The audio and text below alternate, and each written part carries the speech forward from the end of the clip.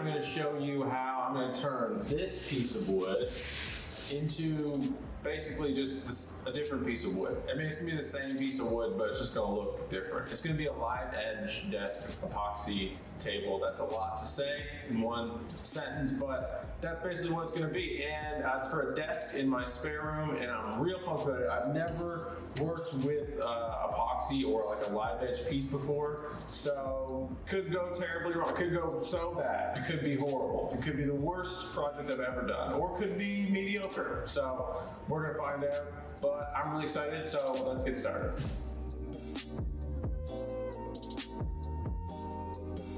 The first thing I'm going to do is build the base of the mold that I'm going to set the desk in while I pour the epoxy.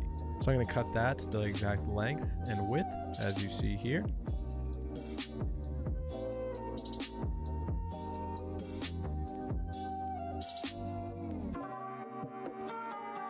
Next up, I'm going to cut some straight edges on this walnut slab that I got from the wood shop on Mill Street in Newcastle.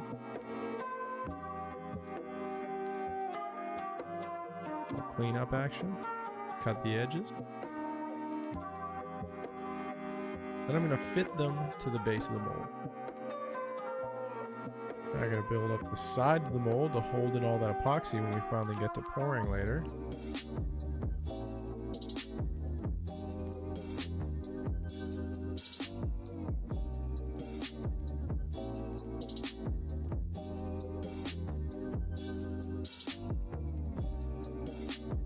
Now I'm going to cover all of the pieces of the mold with tuck tape to make sure that the epoxy does not stick to them and that it'll be easily removable from the mold once the epoxy pour is complete.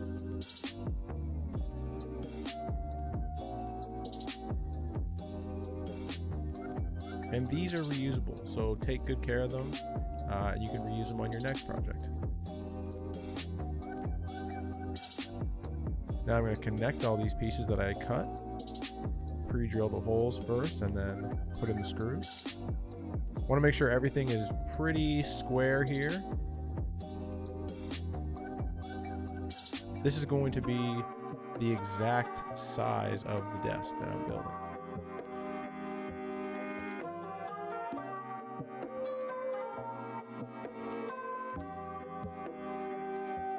Then I'm going to tape up the bottom to make sure that no epoxy leaks onto my floor, which was one of my biggest concerns.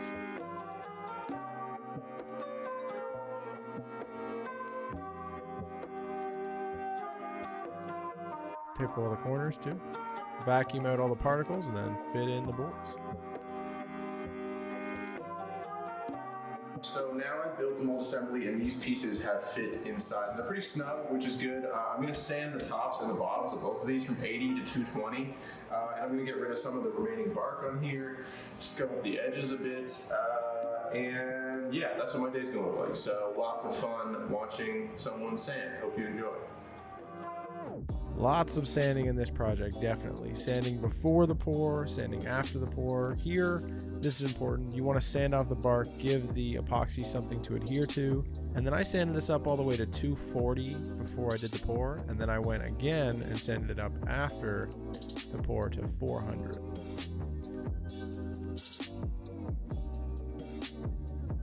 Now this, I didn't have the camera turned on, so my apologies, but I put silicone on the edges, and then I'm just gonna peel away the excess silicone once that's complete. So now, nothing should be able to leak out of this mold once I start pouring.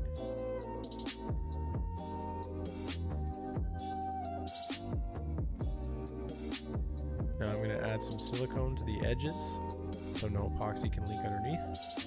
Clamp each side down. Screw in some holes from the back.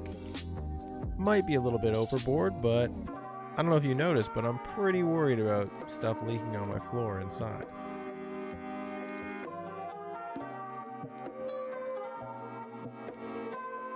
Clamp down the other side.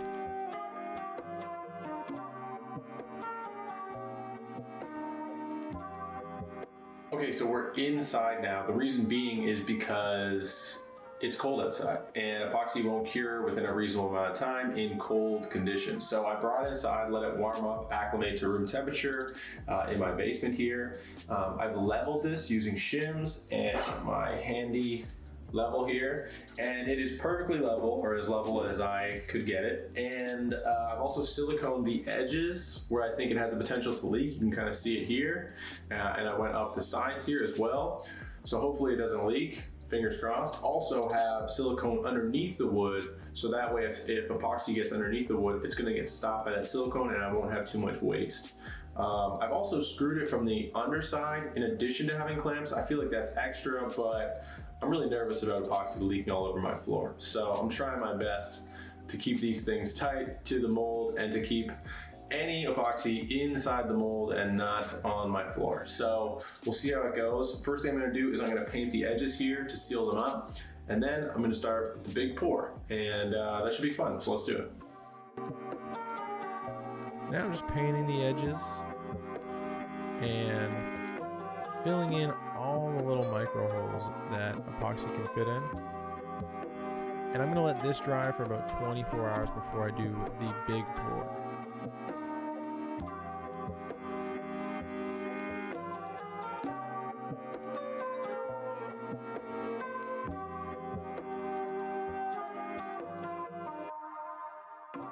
Had a little bit of excess, so I just poured that in on the bottom. Got rid of it, I don't want to waste it. So I'm going to let this sit. I'm going to come back to it. I wanted to sand all of the stuff that I already poured in along the sides and the bottom, just to give the new pour something to adhere to. Vacuum out all the dust particles.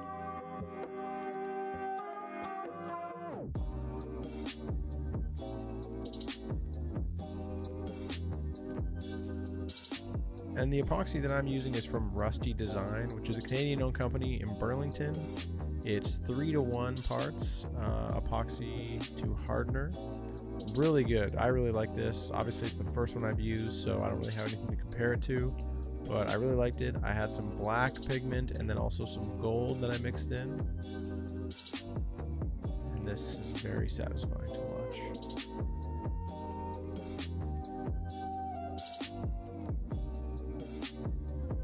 Few of these pours.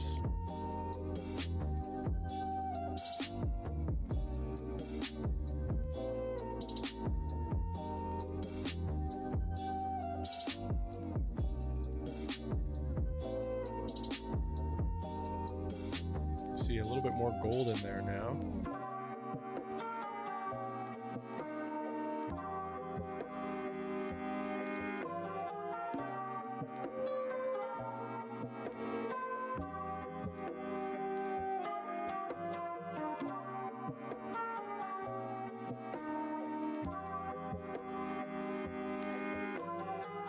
A little bit more.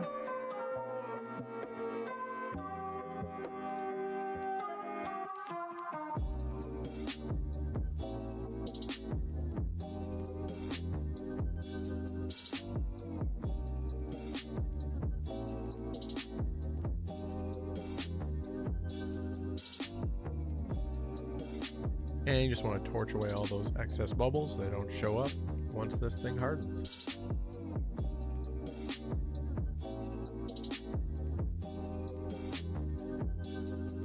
Finished pouring. I made a very last minute game-changing decision where I took it off of the 2 stands I had it on and I put it on this table here. The reason being is because the middle was kind of bowing down a bit and it was leaving the ends a little bit propped up and it just wasn't as perfect as I wanted it to be. Could have been real bad, but it actually turned out okay. So now it's way more level and it's something I just didn't really notice until I started pouring in the epoxy. So it overall went well. I really like the way the gold looks right now. So now I just have to sit here and wait. So I think 72 hours is gonna be a long haul in this room.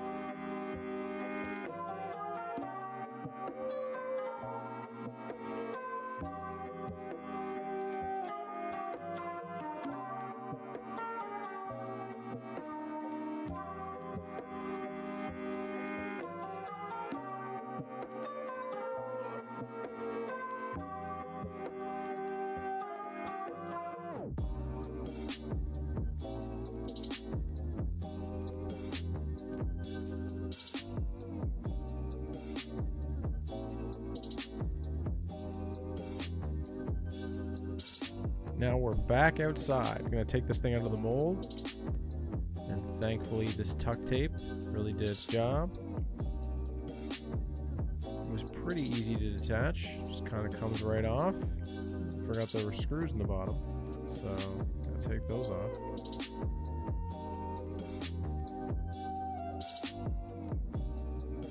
Removing the excess silicone, which definitely stops some epoxy from leaking underneath. And then I pulled out the old belt sander to level this thing out. If you have access to it, I would definitely recommend using a thickness planer, but I do not have access to that at this point, so I'm using the belt sander, which did work, but as you can see, it's not that much fun.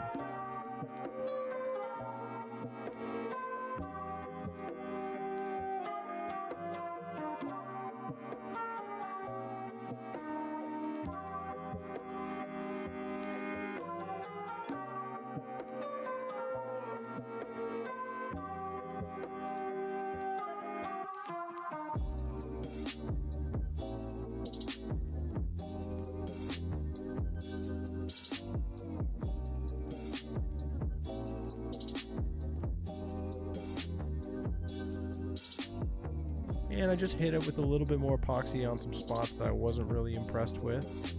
So you can kind of see that here, just touching it up. And I'm going to take this back outside, resand it after it's dried. And I do want to apologize because I forgot to hit record when I applied my first coat of Osmos Poly X oil, which is why you see this slab is now dark and beautiful. But here's me sanding the piece of walnut to add the second coat, which you can see here.